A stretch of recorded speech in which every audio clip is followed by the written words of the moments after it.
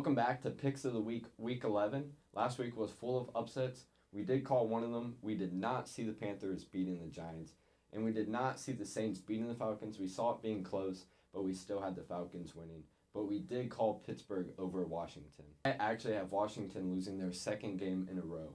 Philly's on a 5-game winning streak. It does kind of feel like one team coming off a tough loss, another team coming off blow-off win. It may kind of be close, and of course it's divisional, so it already will be close.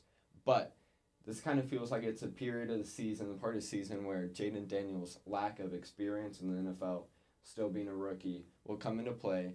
It really feels like, I said last week, it feels like Jayden Daniels just needs his bye, and he doesn't get that till Week 14. So I think until the bye Week 14, that'll be kind of the resetter for Washington. But in the meantime, I'm taking Philly to win on Thursday Night Football. So the Packers are known to be a really well-coached team, really strong team coming off a bye under Matt LaFleur. Before the bye week, they're 34-19. After the bye, they're 28-9. And so they're a lot better off the bye. Jordan Love, really, I think the only thing standing in between the Packers and the Super Bowl is Jordan Love's recklessness. They're coming off a bye. He gets some time to get more healthy. He was a little banged up. So I think this bye hopefully can allow him to tame down the recklessness a little bit. And I really like the Packers. Like I said, the only thing standing in between them is his recklessness. So if he can learn how to tame that down a little bit, then they're going to be really good. And especially the team they're playing against, the Bears. They're an absolute mess. I thought Matt Eberflus would have been gone by last week. This team doesn't have the coach's respect. Players walking off the field, no other players having their backs to the field, chirping at fans. Players saying, Caleb Williams saying that they still were hanging over the previous last week's loss. Like, it shouldn't be that way. This coach does not have his team's respect at all. Bears are a mess. They don't know what they're doing. I could see this game being a blowout win by the Packers. Jacksonville at Detroit. Detroit's big favorites with good reasoning. Last week, quarterback threw 5 interceptions, and they still just found ways to win. And honestly, that's what good teams do. They just find ways to win. And so I think last week really proved a lot to me about the Lions. They just find good ways to win, and it proved that they're legit. So Lions win this weekend. I'm starting to wonder if Sam Darnold was just having a Linsanity run. Maybe he was just having a good start. Maybe it's starting to end because last week against not a good Jacksonville team or defense, he had 3 turnovers, no successful trips in the red zone, all ended up in field goals.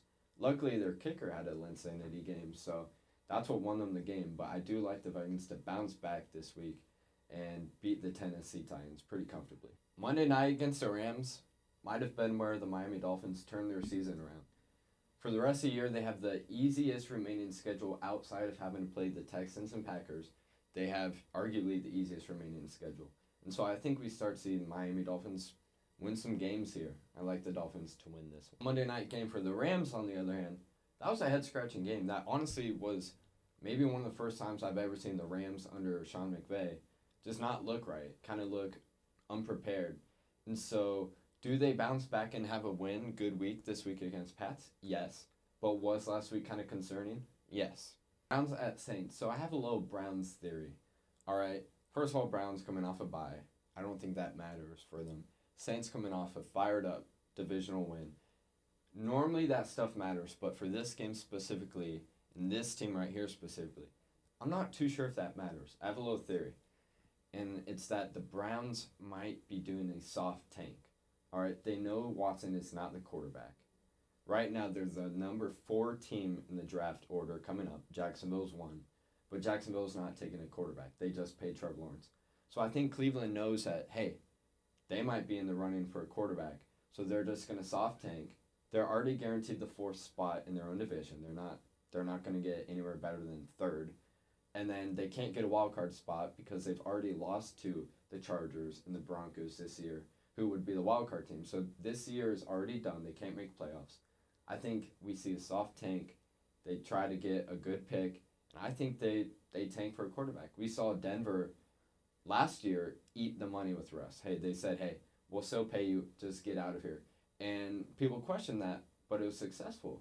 Look at the Broncos now. They're fine for a wild card spot. So they look like a good playoff team. And so I think the Browns own up to their decision. They're going to eat the money, move off Watson. I think we see them tank. So Saints win. The Jets have been favorites 7 out of their 10 games this season. and they're only a 3-7 team. I don't know why Vegas likes them so much, even after they continue to fail for them. Last week I fell for it. Last week I took them to beat Arizona because they were a favorite, and it was a big mistake. So I'm not making that mistake again. I like the Colts here. Anthony Richardson starting again. He sat, he learned, he was patient. Now it's just time for him to be the athlete that the Colts thought they were drafting when they drafted him. I like the Colts to upset this week. Ravens at Steelers. This might be my favorite game of the week personally. Lamar, his stats against Pittsburgh in his career are not very good stats. He's 1-3 against Steelers. Steelers just kind of seem to own him. Do I think that's totally irrelevant? No. Do I think it's kind of alarming? Yes. But the Ravens coming off a mini bye, 10 days of rest. It kind of feels like Steelers used a lot of their juice last week in their win against Washington. And the Ravens have the MVP of the league, Lamar, by a mile. And so, do I think Russell Wilson will go undefeated with Pittsburgh? No. So, I do like the Ravens to win this one. At Broncos, Falcons are actually underdogs here, which I understand because Denver looked pretty good last week. Bo Nix outplayed Mahomes. They were a field goal block away from beating the unbeaten Chiefs. So, I understand that. And Vegas always gives 3 points to the home team. So, the Falcons have actually been a better team on the road than they have been at home. They have more wins on the road than at home. And they're just not a fast turf team. Now they go to Denver, play on grass. I think that really matters, genuinely. The Falcons their wins and losses have been pretty predictable. A couple weeks ago, I predicted, hey, Seattle's a fast turf indoor team. They're going to go in and wreck the Falcons. And they did just that. So, Falcons, they faced a pretty fired up Saints team last week. They bounced back, and I think they upset the Broncos since they're technically underdogs. Falcons to upset the Broncos. Last week was a little concerning. Do they maybe need just a couple weeks to get their feet under them? Maybe. But last week they got all their Avengers back minus Ayuk, and I don't think that matters too much. And they still barely beat the beat-up Bucs on a short week. And they were coming off a bye. So last week was a little concerning. Am I a little skeptical of them? Yes. But I do like them this week to win. So the Bills only have one win against a winning team, a team with winning record, and that would be the Cardinals week 1, and we didn't know how the Cardinals were at the time.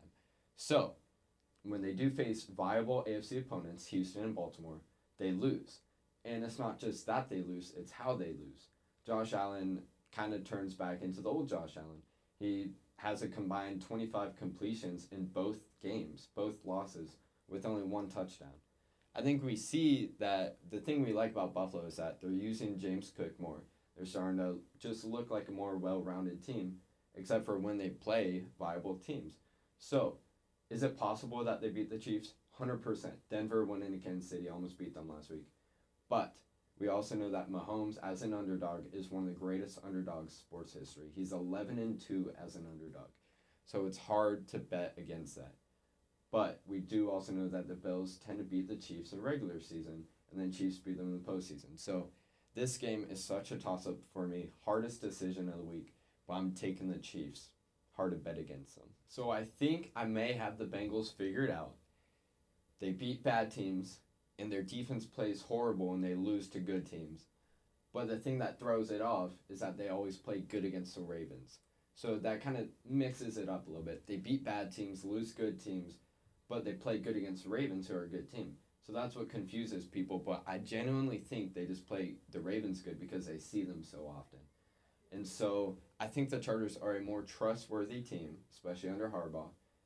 But the only stinker is they've beat the Saints, Titans, and Browns over their last 3 games. So it's also kind of hard to tell, are they just beating up on bad teams? So this game was also another toss-up for me. But I do think I want the Chargers here on a thriller Sunday night football game, taking the Chargers. Texans win.